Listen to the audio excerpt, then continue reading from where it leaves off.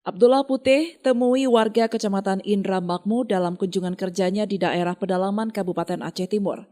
Setiba di lokasi tepatnya di salah satu dayah Desa Jambu Lubuk, Abdullah Putih disambut oleh tokoh masyarakat setempat serta ratusan kaum ibu-ibu.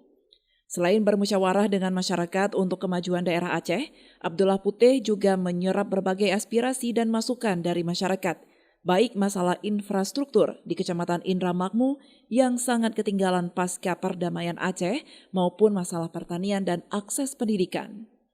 Abdullah Putih mengatakan ia prihatin terhadap stigma Provinsi Aceh yang termiskin di Sumatera. Padahal Aceh memiliki dana otsus yang memadai ketimbang provinsi lain yang tidak menerima dana otsus dan mereka tidak termiskin, sehingga hal tersebut perlu dicari penyebabnya.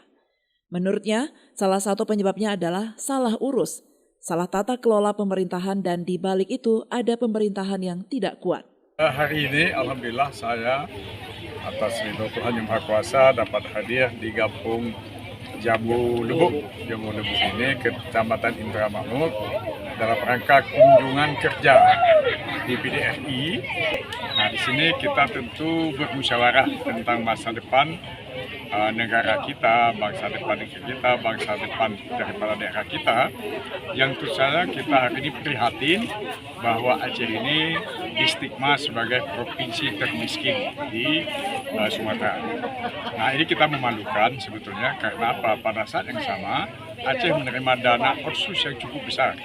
Ada 17 triliun sampai 9 triliun, padahal negeri lain, provinsi lain tidak menerima seperti kita, tapi mereka tidak termiskin.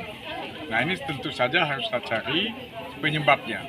Nah, salah satu penyebab mungkin ada salah urus, salah kelola, salah tata kelola pemerintahan, dan di balik itu ada pemerintahan kita yang kurang kuat. Karena masyarakat kita yang masih membutuhkan macam-macam bantuan dukungan, kelihatannya pemerintah kurang memberi perhatian. Selain itu, Abdullah Putih juga menyantuni sejumlah anak yatim di daerah setempat. Dari Aceh Timur, Romi Syaputra melaporkan untuk Puja TV Aceh.